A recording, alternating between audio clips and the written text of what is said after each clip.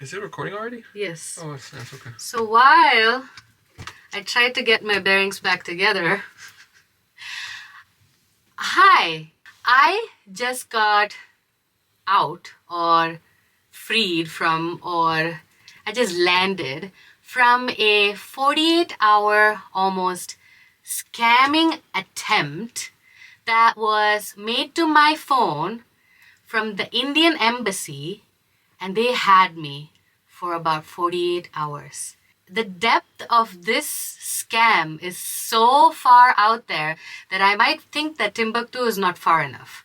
It has mind fucked me for the past 48 hours that I had to put my husband through it and my family through it, and all for a fact that I was going to be charged for a criminal case in India for money laundering of about $9 million under some criminal's name. And the details of this case and my passport information were all so beautifully laid out, and the number came from the Indian embassy, dude. When I googled it, it actually said the Indian embassy. So I'm just relieved to say that I'm still not scammed, Daniel. Scam free, baby. I escaped it. Not today, devil. Not today, devil. I had all my guards around me, and I am mentally fragmented. My self-belief and my respect for myself and my passion in what I do, everything was tested by God, but I did not get scammed. I cried, I wailed, because I was told that I was going to get deported to India, and I was provided with documentations, and this scam went on while I was in surveillance, believing this was the crime branch of India talking to me, because somehow my passport details got out there.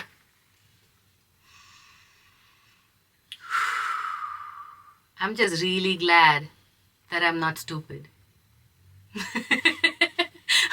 Although I did make a lot of stupid faces, Daniel. When I was begging and pleading for my mercy with these, there were six. So first I got, can I describe? Let's start from the beginning. Yes. Yeah, let's start from the beginning. Yes. I think you needed to get that off your chest. Yes, I had to. All right. Take a deep breath. What were you doing when this whole thing started? I was engaging in activity of self-love, and what are you laughing about, Daniel? I was engaged. I'm blushing. I was engaged in my own personal activities when my phone rang, and usually it would just say scam, like Leo scam or something, right? This said the Indian embassy. So of course, the Indian in me and my green card and all of that, that's like, yes, pick up the call, don't fuck with them. I have respect. So I pick up the call and immediately felt like a scam, right? I did not fall for it right there. I swear. I was basically in my head thinking, I'm gonna keep them playing for however long they're going to play, you know? This is bullshit. Yeah, but there were these ladies, they transferred me to different lines and then another line, and finally somehow I ended up on this WhatsApp call with the crime branch of Mumbai police. Cybercrime, right? And, I was like, yeah, I haven't done anything wrong, so I don't have nothing to hide. If somebody wants something, let me just... And they had me believe it in the core of my heart. And they had 24-hour surveillance of our household because this idiot believed that story. Here's how intricate. She told me this part. I'll say a little bit of it.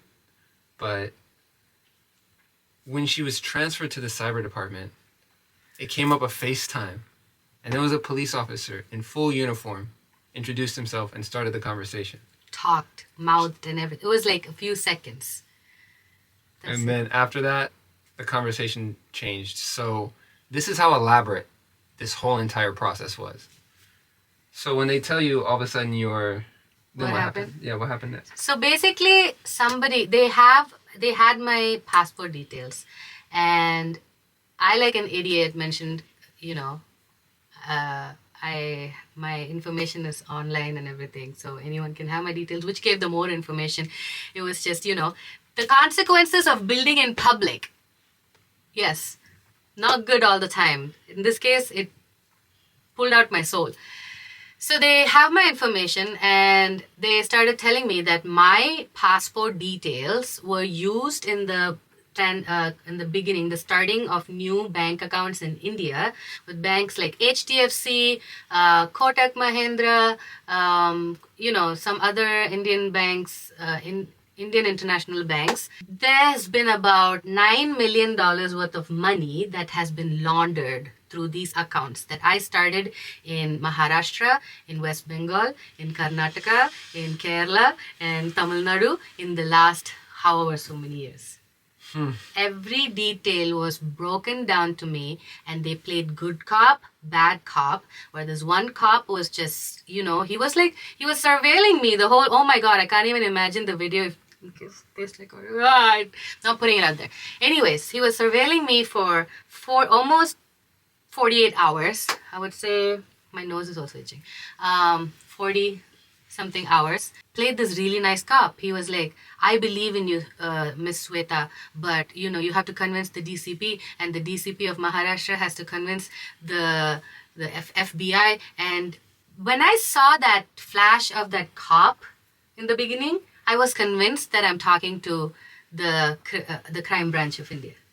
And after that, my life just went fucking downhill for 48 hours, including telling Daniel, we're on surveillance, because they made me read a non-disclosure of all these high state level classified criminal they provided documents for me under the law and all. Obviously, if I go into the depth of those documents now on my phone, which I was checking on all this, I would have found details like what you found. It was signed by a judge with no name. But it looked official, yeah. I received a deportation letter too, by the way, and a freeze of all my account. It was not in the beginning of the whole thing.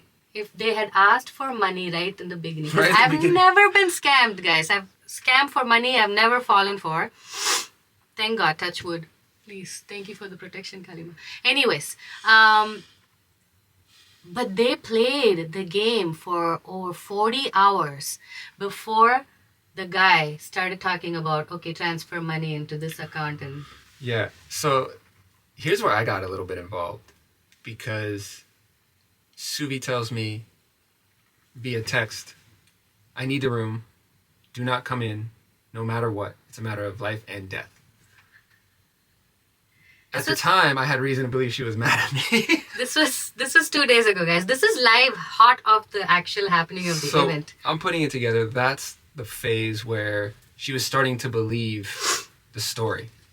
And they were telling her, don't talk to anybody. It's a high-profile case. It's a high criminal case. It could be after you. They could be after your family. So for now, keep this to yourself. Just keep it within us. Don't Google anything. Don't do anything. And even as I'm saying it right there, you could see how at a time when anybody who is an immigrant in this country might feel a little bit nervous, they tackled that. They found that vulnerability. So even though she is perfectly 100% clean slate legal, because of that little bit of fear that's there, is what was grabbed onto. So I was getting very cryptic, very leave me alone, don't give me the space. And she comes to me and she says, now I could say anything, right? Yeah. She very slyly whispers to me on the balcony late at night. For the next 24 hours, don't mention your grow room. Don't ask me why. Don't ask me questions. Just don't do it. So I'm thinking, okay, sure. And then she asked me later, what are you doing tomorrow? And I'm like, I'm not allowed to tell you. So she has this, and then I kind of noticed that she's acting very surveilled and saying, try not to talk about this, try not to talk about that. But she's very like, hush, hush, I'll tell you when I can. And me being trusting, I'm like, all right, it's fishy. He's so trusting. But if you tell me to just trust, I'm just going to trust and do what you say. Yeah. To a degree. So that was 2 days ago, remember? That was 2 days ago. This went on for 2 days. Day before yesterday is when I got the first call.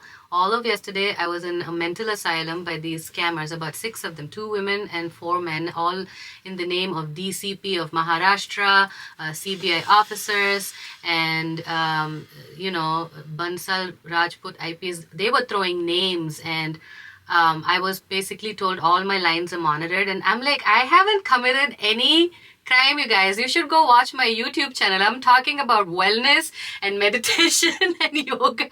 It's so not my character. Yeah. I've not even lied. It was hard for me to take this whole thing seriously first, but I was still like fished into it with a hook with so many. And then Daniel hears a story later after I tell him. He's like, oh my God, this is such an incredible analogy for sales script. It's the same structure. Like, like at the beginning when she was just kind of getting to know what was going on, there's a lot of things they're going to ask. And since it feels authoritative, since it feels like, hey, you need to prove your innocence, people will give information without really thinking about it. So as later on in the conversation, there starts to be times when the person needs you to move towards a certain outcome, they will be able to pull these things that the person said or you might have said, and you're not even thinking of the fact that they only knew it because you said it, and now they're like, oh man, they know about my kid.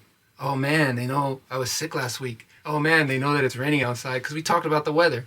So it follows the same structure. It's the same in the structure. same exact way. You get the discovery, and then you get that conflict, and then you become the savior. At a certain point, it's like everything looks bad. If you do as I say, you'll be fine. I'll be safe if I transferred all my account balance into a Coinbase account or to an account in Indonesia. But the thing is, I always know that if I will never be scammed for money. It's not a challenge, but it's just, I'm glad it's never happened. It almost happened, but as soon as somebody asked for money, I'm like, oh, okay. So the part that really screwed me over was they had me by the balls for 2 days. But I'm crying to these men on the phone who I had no ideas about. And I'm straight up just a little irked by this whole thing, like how yuck it makes me feel. But at the same time, I wanted to come forward and share this extremely vulnerable shit that just happened to me so that somebody else who, sees a series of things that happen like this knows not to fall for the crap. I am very, very glad to my gods and my baby over here for insight that, that nothing bad happened, even though I was completely on my own traveling through the end of this whole procedure. It was so scary, but mentally they had me shackled. So, and I consider myself quite intuitive, not gullible. How it ended though, it's so he so heard funny. The ending standing outside this door. I was literally in this room panicking and dying for last 2 days. And towards the end, Danny was like, fuck the shit, I'm going to listen to this over the door. Fuck my privacy in this anymore because it sounds fishy. And yeah. So that's why I was saying I respect it to a point, but at a certain point, I gotta know what's going on. If somebody's telling you not to tell me things, I'm gonna need you to tell me those things. So I come home, and I know she's still in the middle of it, and I'm thinking, respect the space, respect the space, respect the space. And I come to the room, and I've got my ear lined up with the door, the crack, and I'm like, what are they talking about? Who's going on? I hear a voice. And my headphones died, which is, so I put them out. That's funny. And the only thing I hear is this guy going off. SUVI saying, you know what? I think it's better I just get my lawyer involved. You'll hear from them. I'm going to hang up the call. And this guy's going berserk. Like, you can't do that. We did all this. I have so many people to help. I lost my job. Somebody got fired in the middle of this. 2 days. Some guy. We don't need to break down every detail of the entire scam. And this is not a PSA. This isn't a lookout for scammers thing, as far as I'm concerned. The only thing that I'll say is one thing that is true about con artists. You can never scam an honest person. And I think that right here, at the end of the day, her complete and total innocence is what made the entire thing impossible to have been successful. So you can look out for angles, you can look out for anything fishy, or is the phone number matching? All those things are knowledge-based to usually come from things that are just a person's experience. But the one core is you cannot scam an honest person. And if you keep that, your feet are protected by shoes from the ground. Nothing can come to you. So, real talk, I think at the end of the day,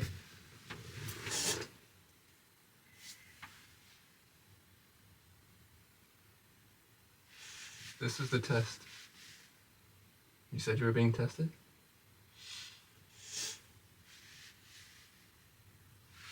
All I want to do is music. I just want to make YouTube content and music videos and write songs. Is that too much to ask for? Oh my Is that god. too much to ask for? The demons got to come out. That's the title. Not today, devil. Not today. Not today. Not today. Yes, so. I have to go get the boy. Yes, thank you. We just wanted to. We signing off or you going to keep it going? No, I'm signing off. All right. Bye-bye. Thank you so much. I just wanted to make this video so right after it happened, that way it's out Fresh. there, and wanted to share my perspective. Fresh out the oven.